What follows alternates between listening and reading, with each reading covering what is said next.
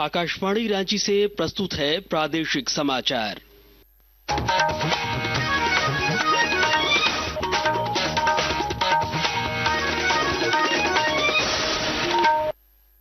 नमस्कार, प्रादेशिक समाचारों के साथ मैं चंदन कुमार कौंडिल्य।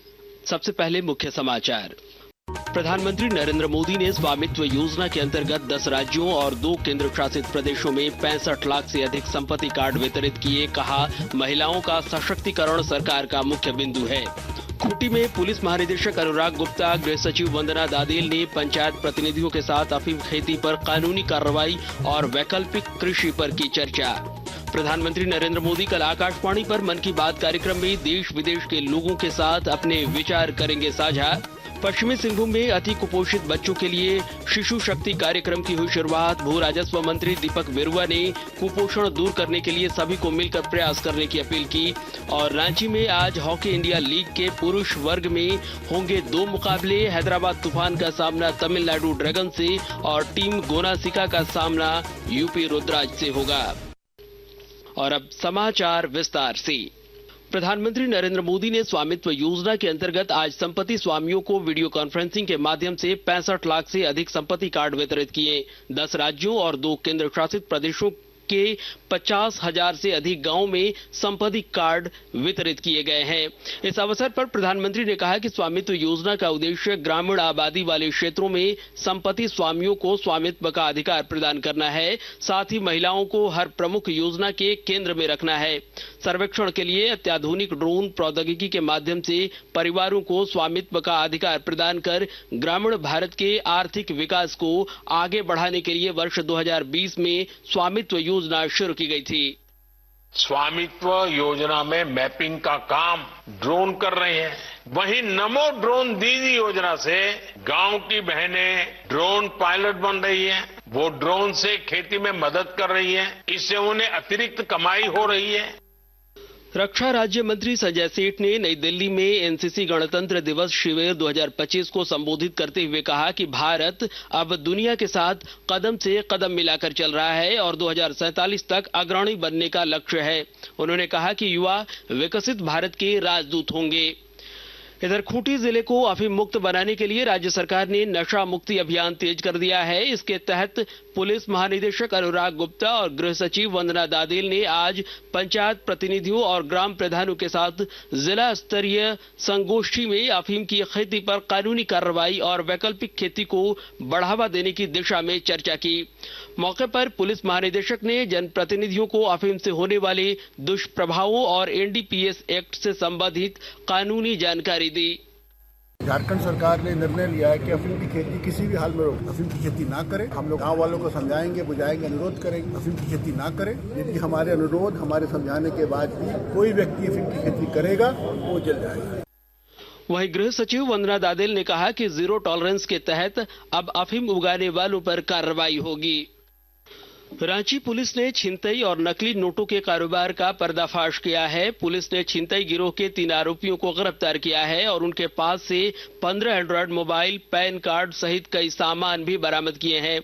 वहीं नकली नोटों के कारोबार में संलिप्त 3 लोगों को गिरफ्तार किया गया है और उनसे 500 के 2 असली नोट और 4,99,800 रुपए के नकली नोट बरामद किए गए हैं। प्रधानमंत्री नरेंद्र मोदी कल आकाशवाणी पर मन की बात कार्यक्रम में देश विदेश के लोगों के साथ अपने विचार साझा करेंगे। यह मासिक रेडियो कार्यक्रम की 118वीं कड़ी होगी। यह कार्यक्रम आकाशवाणी और दूरदर्शन के समूचे नेटवर्क, AIR न्यूज वेबसाइट और news on AIR mobile app पर भी प्रसारित किया जाएगा।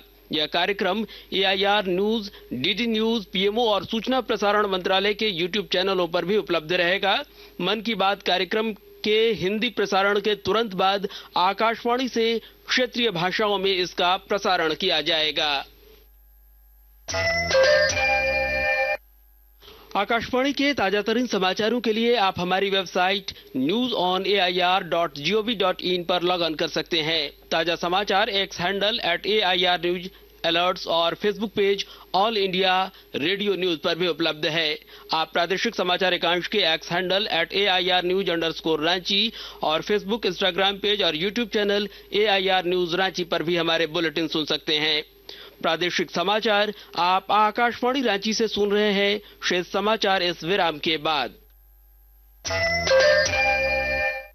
क्या आपको पता है अफीम की खेती एक बड़ा खतरा है, न सिर्फ हमारे पर्यावरण के लिए बल्कि हमारे समाज के लिए भी।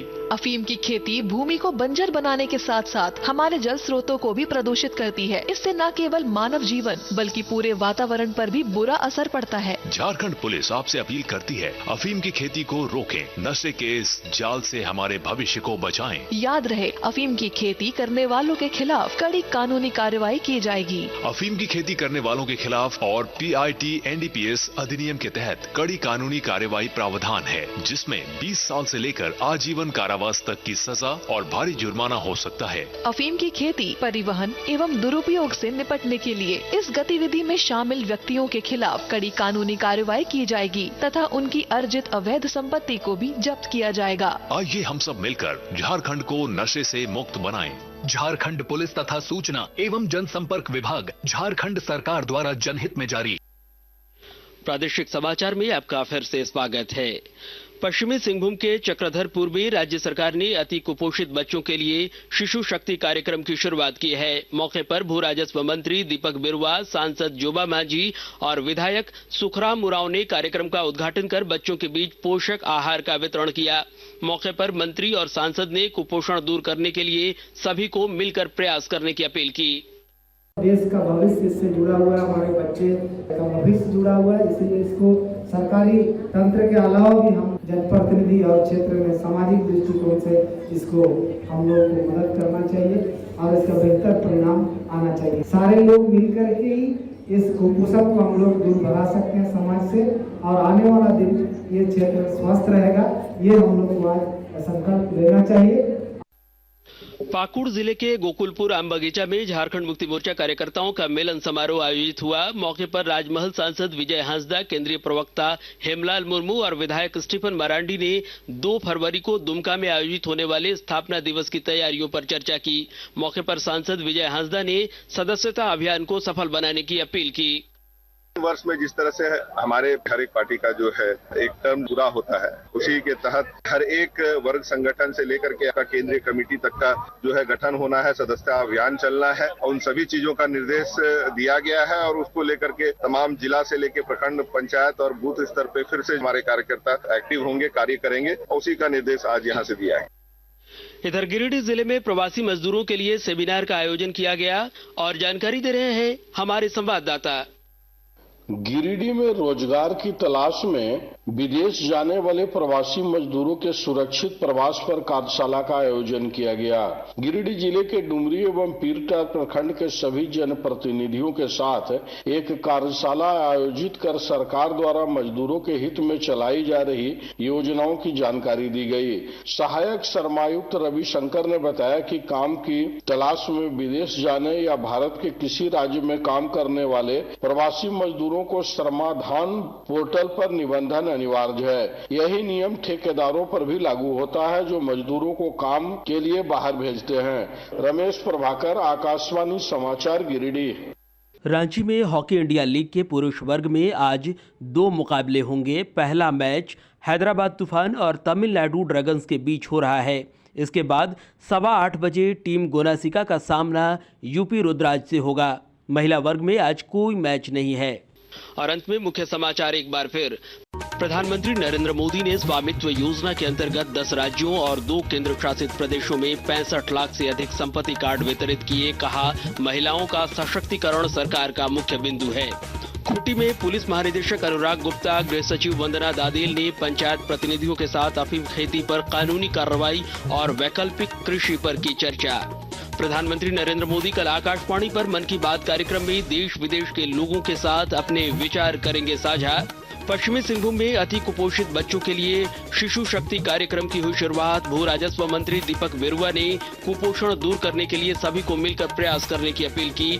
और रांची में आज हॉकी इंडिया लीग के पुरुष वर्ग में होंगे 2 मुकाबले। हैदराबाद तूफान का सामना तमिलनाडु ड्रैगन से और टीम गोनासिका का सामना यूपी रुद्राज से होगा। और इसके साथ ही आकाशवाणी रांची से प्रादेशिक समाचार का यह बुलेटिन समाप्त हुआ। अगला प्रादेशिक समाचार बुलेटिन कल सुबह 8:30 बजे प्रसारित किया जाएगा। नमस्कार।